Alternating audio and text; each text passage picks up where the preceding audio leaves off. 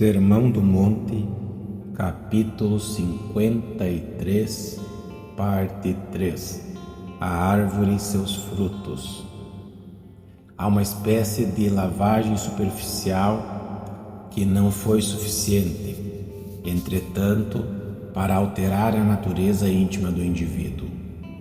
A lavagem é de real valor, mas também pode dar motivo a grandes equívocos. O indivíduo que só foi superficialmente lavado pode dar toda a impressão de ser um verdadeiro crente. Não obstante, segundo o argumento de Nosso Senhor, o que realmente decide se ele é crente ou não é a natureza íntima de cada indivíduo. E essa natureza íntima inevitavelmente acaba se manifestando externamente. Talvez você tenha de esperar por algum tempo antes que possa perceber qualquer verdadeira evidência. Deus vê tudo desde o começo, mas nós somos por demais lentos para observar essas coisas. Todavia, aquilo que um homem é, forçosamente acabará por se manifestar. Sem a menor dúvida, tal indivíduo acabará manifestando a sua realidade por meio dos seus ensinos, mas também haverá de manifestá-la em sua vida. Isso é perfeitamente inevitável. Podemos asseverar, por conseguinte, que a verdadeira crença cristã necessariamente produzirá o tipo característico de vida de uma pessoa. Em outras palavras, esse é o significado desta pergunta: colhem-se, porventura, uvas dos espinheiros ou figos dos abrolhos? Essas realidades jamais podem ser separadas. A natureza íntima do indivíduo tende por manifestar-se externamente. As crenças finais de um indivíduo também tendem por exibir-se mais cedo ou mais tarde na sua vida.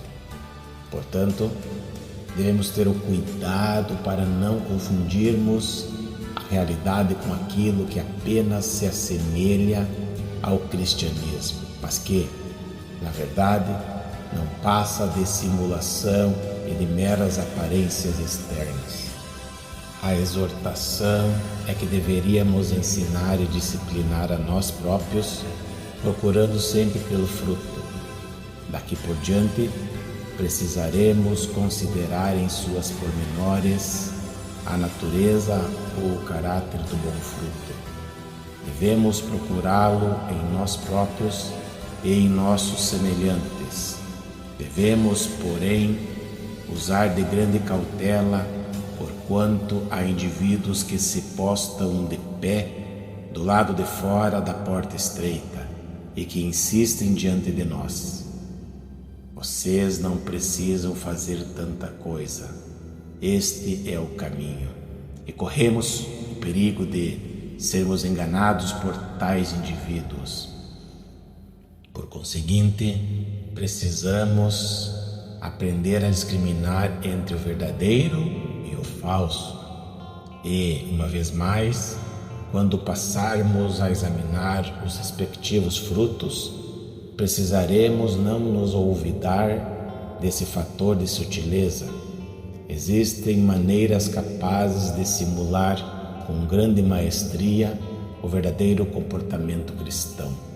E, como é óbvio, essas são as modalidades de comportamento mais perigosas dentre todas.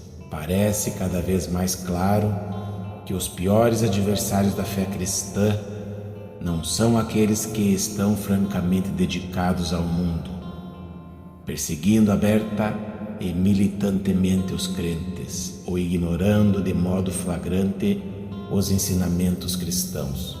A pior ameaça é a daqueles que têm um cristianismo falso e espúrio.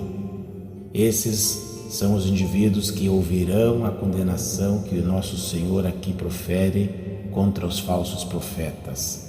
Se você examinar a história da igreja cristã através dos séculos, descobrirá que sempre aconteceu assim. Um cristianismo falso e simulado sempre foi o pior obstáculo e o maior inimigo da verdadeira espiritualidade.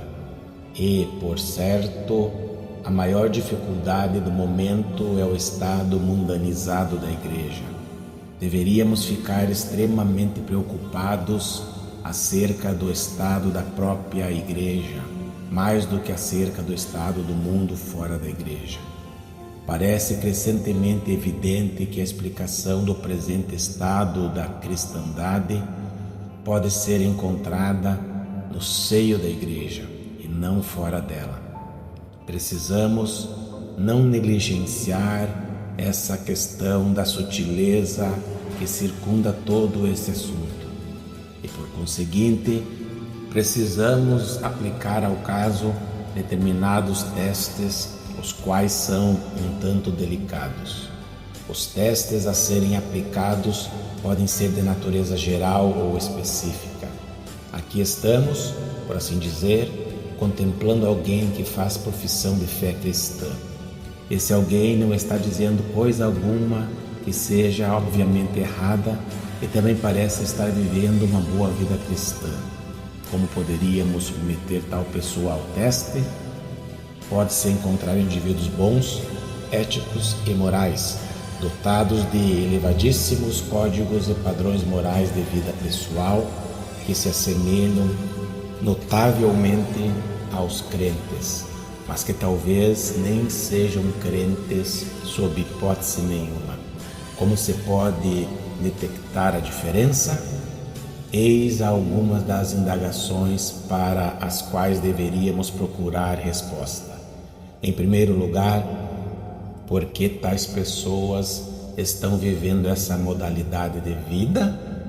Tomemos o caso de um moderno homem bom que não faz qualquer questão de lugar de adoração pública, mas que, se for julgado segundo os padrões neotestamentários, nem crente é.